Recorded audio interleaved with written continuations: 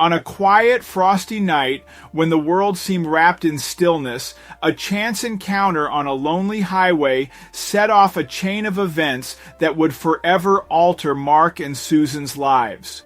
What began as an act of kindness toward a shivering stray soon unraveled into a mystery so chilling it tested their courage and resolve in ways they never imagined.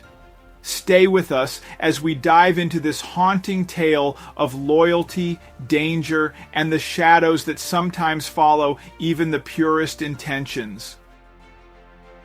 On a cold, frosty night, Mark and Susan were driving home after enjoying a delightful dinner with some friends. As they traveled down a particularly desolate stretch of the highway, they both noticed something unusual by the roadside. There, barely visible under the faint glow of the streetlights, was a shivering dog. Feeling a pang of sympathy for the poor creature, they decided to stop and see if they could help. Mark pulled the car over to the shoulder, and they both got out. Seeing the dog's shivering state, Mark quickly returned to the car to grab a blanket they kept in the back seat. He gently wrapped the dog in the warm fabric, trying to protect it from the biting cold, and carried it back to the car. As they drove home, the couple discussed how they could care for the frightened creature. Once they arrived home, they immediately set to work preparing a cozy spot for their new guest. Mark poured some fresh water into a bowl and set out some food they had in the pantry. The dog cautiously began to explore the house, moving slowly as it inspected each room. The next morning, they took the dog to the vet for a thorough checkup. The vet examined the dog carefully, looking for any signs of injury or illness. The vet informed them that the dog was generally healthy, but a bit undernourished. They checked for a microchip, hoping to find the owner, but there was none. It seemed the dog was a stray. After much discussion, Mark and Susan decided to keep the dog. They decided to name him Max, feeling it was a strong and fitting name for their new family member. Max appeared to settle in well and even began to show his playful side. They spent hours playing fetch and teaching him basic commands. However, their joy was soon overshadowed by some strange behaviors that began to emerge. Max, who had initially seemed so gentle and playful, started acting unpredictably. At times he would freeze and stare at empty corners, his hackles raised. Other times he would dart from room to room as if being chased by something unseen. These odd behaviors began to unsettle Mark and Susan, leaving them wondering what could be causing such changes. Max's behavior took a more alarming turn when he began to growl aggressively at unexpected moments. The gentle dog they had brought home was now startling them with his sudden fits of aggression. Mark and Susan found themselves increasingly on edge, unsure of how to handle these sudden behavioral shifts in Max. One night, Mark and Susan were jolted awake by the sound of frantic scratching. They rushed to the living room to find Max aggressively clawing at the front door. His growls were low and menacing, and his entire body was tense. It was as if he was trying to get out, or perhaps trying to keep something from getting in. Despite growing worry, Mark and Susan tried to rationalize Max's behavior. They told themselves it was just nervousness or trauma from his past. They hoped that with time and love, Max would overcome his fears and stop acting out. In desperation, Susan enrolled Max in an obedience training class to curb his aggressive tendencies. She hoped professional guidance would help Max become a more predictable and well-behaved pet. During one of the training sessions, the trainer pulled Susan aside. He shared his observations, noting that Max seemed unusually difficult to control compared to other dogs. He pointed out that Max's aggression wasn't just a simple behavioral issue, it seemed to stem from something more complex. Hearing this, Susan grew even more concerned. Despite their best efforts, Max's behaviors grew increasingly unpredictable. One moment, he would be calm and affectionate. The next, he would be snarling and aggressive. They began questioning whether adopting Max was the right decision. Mark decided to install a security camera in their living room to monitor Max's behavior while they were not at home. Over the next few days, Mark and Susan reviewed the footage from the security camera. To their dismay, they saw Max pacing back and forth, barking at empty spaces, and even growling at seemingly nothing. One evening, Mark and Susan returned home to find their living room in complete disarray. Couch cushions were torn, and wooden furniture had been clawed and chewed up. Determined to resolve the issue, Mark and Susan decided to give Max more attention and exercise. They took him on longer walks, played games to tire him out, and showered him with affection. Despite their best efforts, the incidents continued. Max's unsettling behavior extended to anyone who visited their home. He began growling at guests, creating an uncomfortable atmosphere during their gatherings. In a bid to find answers, Mark and Susan decided to take Max to another veterinarian for a more thorough evaluation. After a careful examination, the vet hinted at the possibility that Max might be experiencing trauma from his past.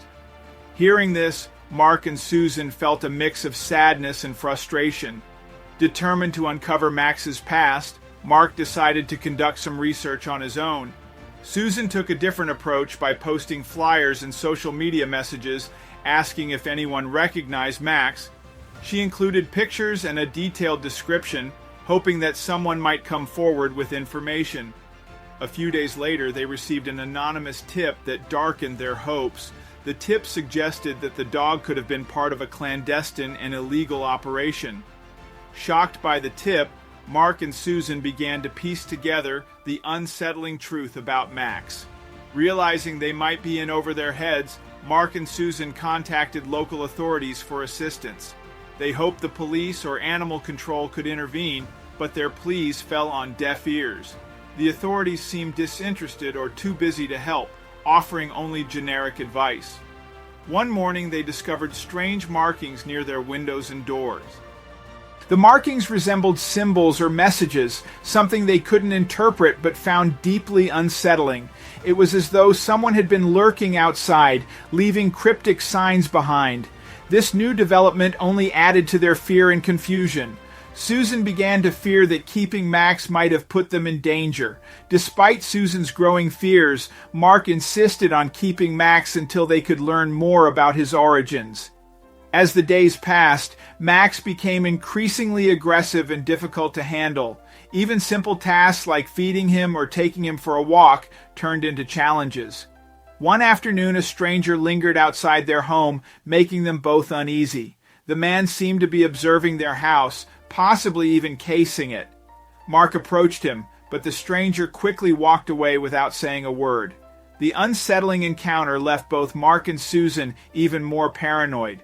Their once cozy home had become a place of perpetual fear. They found it challenging to talk to friends or family about their troubles, fearing they wouldn't understand or believe their unbelievable situation. Max's health began to deteriorate, adding another layer of worry for Mark and Susan. One night, Mark received a mysterious phone call. The voice on the other end was unrecognizable, but the message was chillingly clear. They needed to get rid of Max. The caller warned them of grave consequences if they chose to keep him. Mark's blood ran cold as he listened, realizing this situation was far more dangerous than they had initially thought. They debated their options endlessly, but found no clear solution. They feared that giving Max away might not end their troubles, and they couldn't bear the thought of abandoning him in his condition. Desperation led Susan to consider taking Max to a shelter. It was a heart-wrenching decision, and they felt paralyzed by uncertainty. Out of the blue, they received another anonymous tip that led them to believe Max had been part of an underground dogfighting ring. This revelation was both disturbing and enlightening.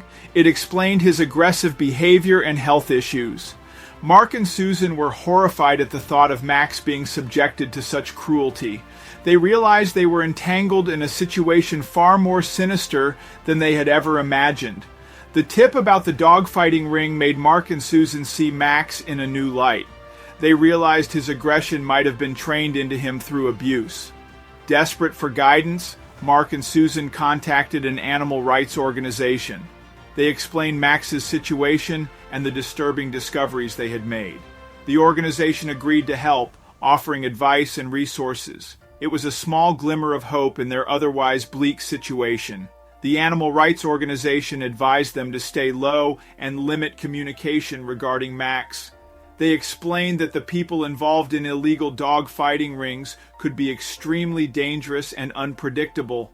One morning, Mark and Susan were shocked to find an anonymous note in their mailbox. The note was chilling, threatening harm if they didn't comply with unspecified demands. Fearful for their safety and desperate for answers, Mark and Susan decided they needed to confront the people behind the operation. They debated whether to go to the police or take matters into their own hands. Ultimately, they felt the authorities had been too slow and they needed immediate action. To gather more information, they decided to meet the tipster who had contacted them before. The person agreed to meet, but demanded anonymity and extreme caution. Arrangements were made to meet at a secluded location under the cover of darkness. At the meeting, the tipster revealed some alarming facts. The individuals involved in the dogfighting ring were not only dangerous but well connected. Mark and Susan realized the risk to their lives had grown exponentially, yet the clarity of knowing what they were up against provided a grim sense of direction. As the days passed, the intensity of the threat became more tangible. Strange vehicles started appearing near their house, and unfamiliar people seemed to be watching their movements. Mark decided to bolster their home security. He installed additional security cameras around the perimeter of their house and set up a panic system that would alert authorities immediately. While dealing with external threats, Max's behavior took a turn for the worse. They considered sedating him or finding a specialist, but those options were temporary solutions to a problem that seemed to grow each day. On a freezing night, Mark and Susan's worst fears materialized. An intruder broke into their home, shattering the fragile sense of security they had left. In the chaos, Max viciously attacked the intruder, his growls and barks echoing through the cold air. By the time Mark and Susan reached Max, the intruder had been driven off, wounded. They were left shaken, realizing the very real dangers now facing them. Frightened by the break-in, Mark rushed to send the footage of the intruder and Max's attack to the authorities. They were finally being heard, and the authorities were now fully on their side. Undercover agents began to infiltrate the network, gathering substantial evidence to bring those involved to justice. Amid the police investigation, Max's original owners tried to reclaim him illegally through legal loopholes. They presented fraudulent documents and attempted to manipulate the legal system to get Max back. Mark and Susan were furious and terrified. They knew Max was safer with them. Their determination to protect him solidified. They decided to fight back with every piece of evidence and resource they had at their disposal. With the capture of his abusers, Max's behavior began to change noticeably. He seemed less aggressive and more at ease. It was as though the tension and fear that had gripped him were slowly being released. The couple was resolved to provide the care and love Max needed to recover from his traumatic past and live peacefully. Mark and Susan began working with an animal behavior specialist to help Max recover. The specialist created a detailed plan tailored to Max's needs, focusing on building trust and reducing aggression.